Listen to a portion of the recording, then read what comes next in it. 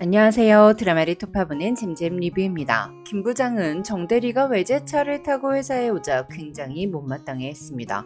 김 부장은 가방을 살 때도 상무님의 가방보다는 살짝 안 비싼 가방을 사는 디테일을 보여줬기에 임원들도 국내 세단을 타고 다니는 상황에서 대리급이 외제차를 타고 다니는 건 건방지다고 여겼죠. 그때 송 과장이 소형차를 끌고 주차장에 등장했는데요. 송 과장의 오래되고 작은 차를 본 김 부장은 굉장히 만족스러워했으나 사실 이 소형차는 송 과장이 출퇴근을 할 때만 타는 차였어요. 김 부장은 송 과장이 주말에 타는 차의 정체를 듣고는 쓰러질 뻔했는데요. 그냥 벤츠나 BMW 정도로 김 부장이 놀라 자빠지지는 않았을 거예요. 상무와 도부장에게 부동산 조언을 해줄 정도로 회사에서 부동산 투자 전문가로 알려진 송 과장은 서울 자가의 대기업 다니는 김 부장 이야기 원작 소설을 쓴 송희구 작가 본인의 이야기를 담은 인물입니다. 송희구 작가는 실제로 직장인이었다가 부동산 투자로 200억 자산가가 되었고 자신의 경험을 적은 김 부장 이야기를 블로그에 업로드했다가 인기를 얻어 소설로 출판했는데요. 이번 영상에서는 주말에 정신과 의사인 아내와 초등학생 아들과 함께 롤스로이드를 타고 다니는 송 과장의 실체에 대해서 원작 소설을 바탕으로 썰을 풀어보겠습니다.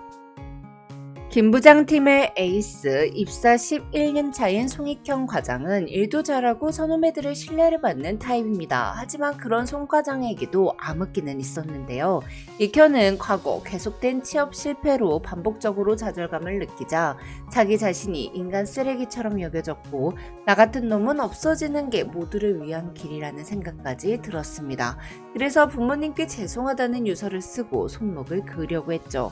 하지만 그조차도 무서웠기에 송 과장은 아버지의 차를 몰고 고속도로로 나가 가드레일을 박았는데요. 하지만 익현은 살았고 익현이 사고 직전에 브레이크를 밟았다는 게 경찰 조사에서 드러나 익현의 아버지는 아들이 졸음운전을 하다가 사고를 낸 게 아니라 스스로 목숨을 끊는 시도를 했다는 걸 알게 됐죠.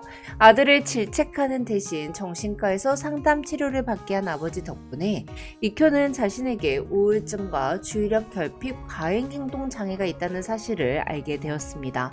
조금도 가만히 있지 못하고 긴 글을 읽지 못했던 이유가 바로 ADHD 때문이었어요. 상담을 받고 약을 먹으면서 익현의 안절부절 못하는 증상은 아주 조금씩 나아졌습니다.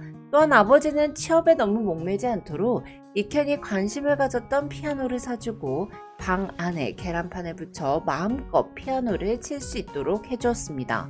그렇게 익현은 아버지가 만들어준 방에서 유튜브를 보며 피아노를 쳤고 건반을 누를 때마다 해머가 현에 닿듯이 아버지의 마음이 익현의 마음에 닿았죠.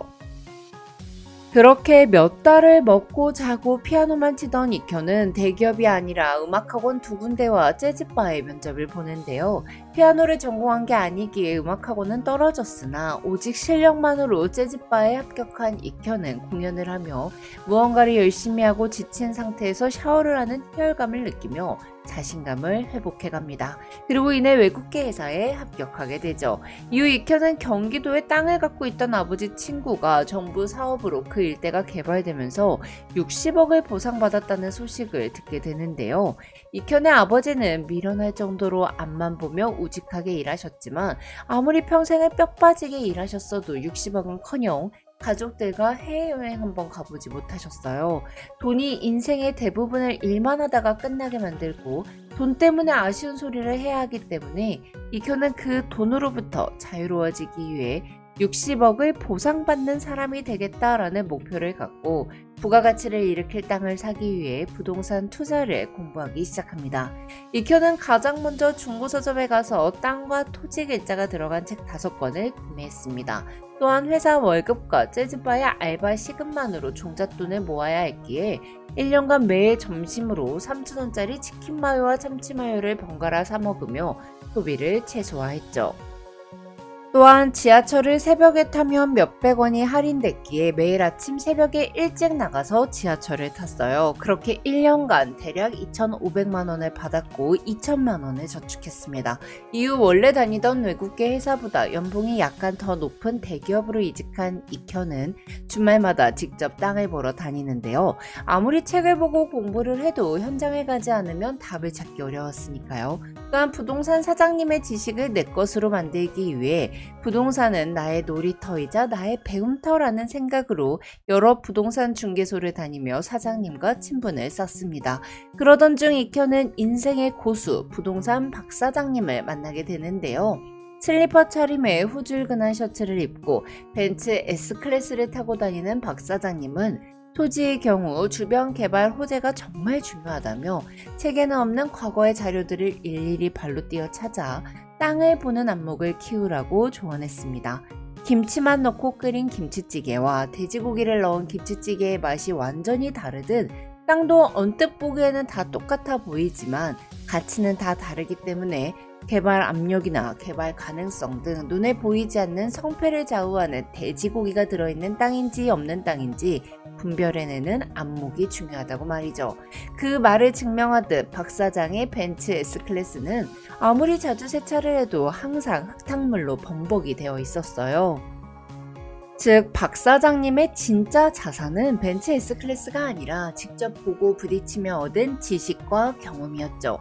가장 좋은 결과를 내는 방법은 더 귀찮고 더 어렵고 더 복잡한 과정을 거치는 것이기에 익현은 지쳐서 더 이상 걸을 힘이 없을 때까지 임장을 다니며 안목을 쌓았고 익현의 방에는 읽은 책 수백 권과 토지 계약서들이 쌓였습니다.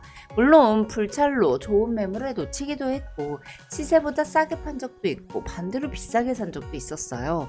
그런 계약을 한 날에는 왜 이런 실수가 있었는지 관련 자료를 출력해 눈이 빠지도록 읽고 또 읽었습니다. 그리고 모아놓은 수천 장의 자료들을 요약해 사례집과 이론서로 분류했죠. 이후 정신과 상담의의 후배랑 결혼을 하게 된 익현은 종잣돈을 묶어두어야 하는 전세 대신 보증금이 낮고 월세가 싼 곳에서 신혼을 시작합니다. 그리고 아이가 유치원을 다닐 때가 돼서 아파트를 매수하죠. 익현의 원래 목표는 60억 보상받기였습니다. 하지만 개발지로 지정이 돼야만 보상을 받을 수 있기 때문에 보상금을 받는다는 건 내가 어떻게 할 수 있는 영역이 아니었어요. 이에 익현은 나에게 주도권이 없는 목표 대신 재정적 여유와 정신적 자유가 합쳐진 진정한 경제적 자유를 이루는 것으로 목표를 바꿨죠. 그렇게 12년이 지났고 익현은 200억 자산가가 되었지만 회사를 계속 다녔습니다. 처음엔 돈을 많이 벌면 무조건 회사를 그만둬야겠다고 생각했거든요. 하지만 경제적으로 자유롭다는 것은 무조건 놀고 먹는 게 아니기에 스트레스를 받더라도 의미 있고 가치를 느끼고 배울 점이 있다면 회사를 계속 다녀야 할 이유는 충분했죠. 물론 회사 생활하면서 때려치고 싶은 날도 많았어요. 김장은 알아도 임장은 모르는 김 부장은 휴가를 쓸 때면 꼭 눈치를 줬고 동기의 인사고과를 높이기 위해 팀원들의 고과를 낮춰 일할 의욕을 떨어뜨리기도 했으니까요. 하지만 송 과장은 회사를 다니며 더 보여줄 것도 배울 것도 많았습니다. 이에 익현은 회사에서 잘리거나 내가 진짜로 하고 싶은 무엇인가를 찾기 전까진 회사를 다니겠다고 생각합니다. 또한 익현과 아내는 200억 자산가라고 하지만 낭비는 하지 않았어요. 흥청만청 쇼핑을 하고 좋은 차로 바꾸고 음주가물 하는 대신 책과 공연에 아낌없이 돈을 썼고 진심으로 내가 추구하는 가치와 내가 진정으로 원하는 것에 에너지와 돈을 썼죠. 가장 큰 자산은 땅도 아파트도 아니고 자기 자신이라고 믿는 송 과장의 꿈은 도서관을 짓는 것인데요. 지자체의 보조금을 받지 않고 온전히 내 돈으로 도서관을 짓고 글씨가 안 보이는 어르신들께는 책도 읽어드리고 무슨 책을 읽어야 할지 모르는 청소년들에게는 좋은 책도 권해주고 싶었거든요. 지금까지 잼잼 리뷰였습니다. 감사합니다.